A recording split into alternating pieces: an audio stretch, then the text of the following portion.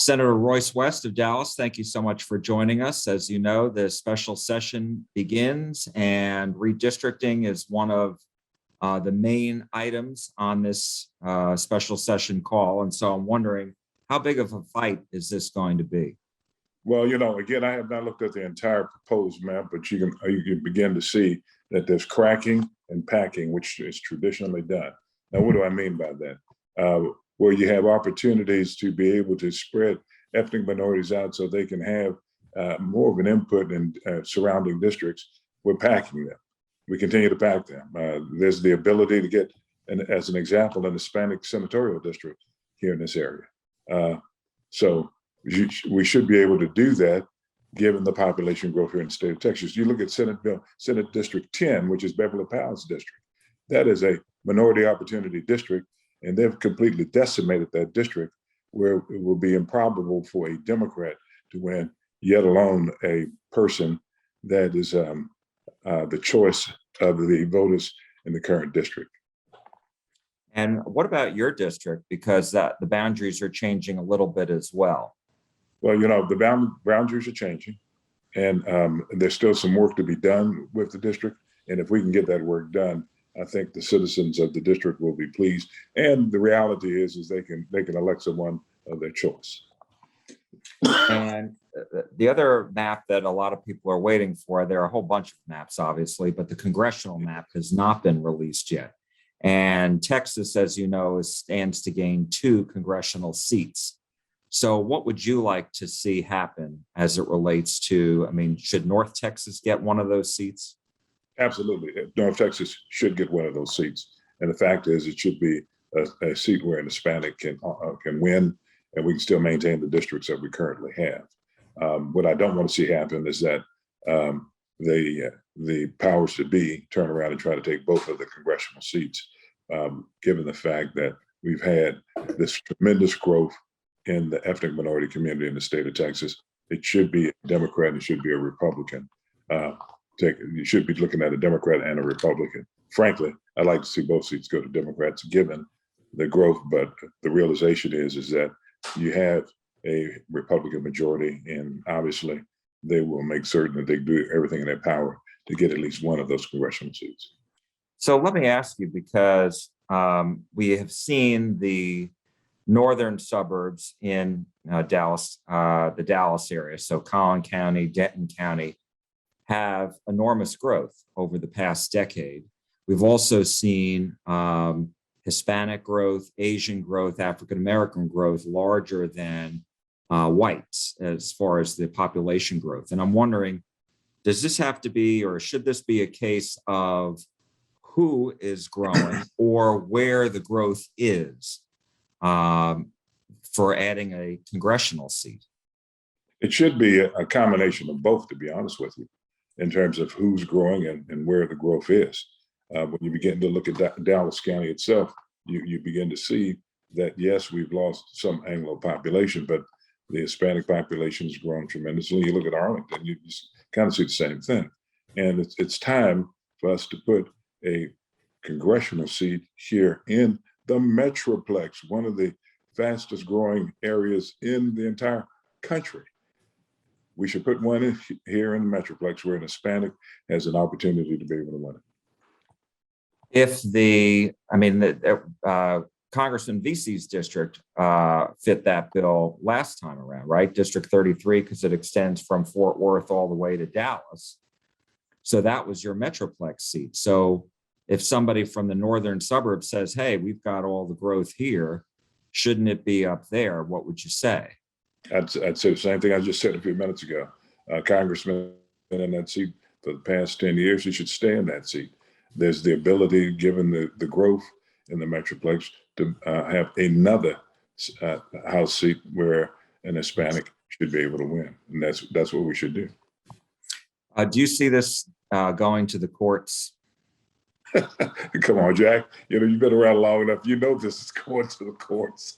It is going to the courts. It always has. This is my third congressional redistricting committee, which I've served on, and the third time I've gone through this particular process. And every time we go through it, we end up staying in the courts for probably 7-8 years during that particular decade trying to get it straight. You know, last time around, we had courts that declared that Texas did some intentional discrimination as relates to congressional seats or House seats or whatever seats were, but they were found guilty of doing that.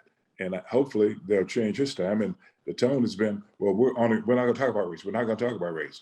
Well, when you begin to look at the seats that have been put together, you see that race was a dominant factor in putting those seats together, as opposed to politics. There will be a statement that, well, most Democrats vote Republican.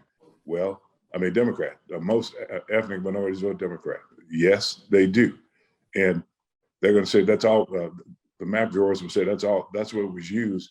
Politics was used. Well, if you look at it, I'm pretty certain that you'll see that that has been what I would call a proxy, if you will, for drawing these particular maps. And they, when you look at the maps themselves, you'll see that they correlate pretty closely with ethnic minorities. So let me ask you about some of the other bills that Governor Abbott has called for on the session. And that includes spending of COVID relief money. It also includes the high school sports, as far as the athletes being playing against the people who have the same birth gender, and also mandates, vaccine mandates. So talk to me a little bit about, first of all, the spending priorities that you have. What would you like to see the COVID relief money spent on? I think we have to look at appraised values. You see these appraised values just getting to be ridiculous, which is a good thing and a bad thing. Come to think of it, we've got to figure out how to give people additional property tax relief, and so we've got to figure that out. And some of those money should go for that particular purpose. We can't continue to try to price people out of their homes. Are you hearing a lot about that from your constituents? Absolutely. Oh, yeah, yes. People are talking about that. Every time you get your tax bill, that's going to be a dominant conversation.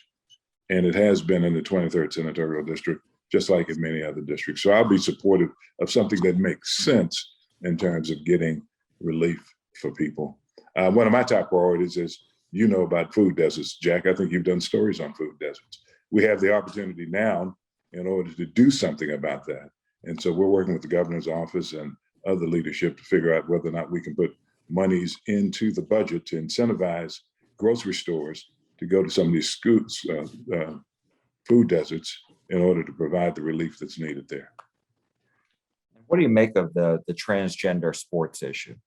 Well, it continues to be a issue that, just like during the past session that we had to grapple with, we'll end up grappling with it again, and hopefully coming out with something that makes sense this time. What does that look like to you? What it looks like is the ability of people on both sides of the aisle to sit down, make certain it makes sense, and not continue to penalize kids that, of no fault of their own, are transgender. The fact is, should there be another league to allow those students to play against one another? There's got to be several different options placed on the table for us to look at, and then hopefully come up with something that makes sense. Two other questions for you, and I appreciate your time, Senator, and that is, what did you make of the polls that have come out recently about Governor Abbott's level of support? Several polls show he's down to 41% approval rating. What do you make of that, and what do you think is his, because he's even fallen among independents. Why do you think that is? Well, some of the issues that he's provided the leadership on in terms of the heartbeat bill, I think that is going to be something that will continue to weigh him down in terms of women's rights. I think SB 1 was a big issue also. And so there was a lot of red meat issues that the governor championed that frankly ended up going in the wrong direction politically. And so, I can't mess around in the Republican primary. He's running in the Republican primary, and I think he's trying to beat everybody back to the right. So we'll see exactly what happens. I think the more that occurs, the better opportunity Democrats have in the governor's race. And speaking of which, there's a report out that Beto O'Rourke is preparing to run for governor. Do you think, what do you think of that? Do you think he will run? Have you spoken with him recently about it? I have not spoken with him recently about running, but again, you know, he obviously has had several election campaigns under his belt, and so he will be a person to be reckoned with during the general election if he's the Democratic nominee for governor. Do you think he would be the strongest Democrat to run? A lot of people do. What do you think? Well, I think that I've looked at Beto's politics. We will work with him and any other Democrat that's running. And so I'll welcome his participation and also getting to understand exactly what his agenda will be. All right, Senator Royce West, thank you so much for your time. We really appreciate your insight today. Thank you.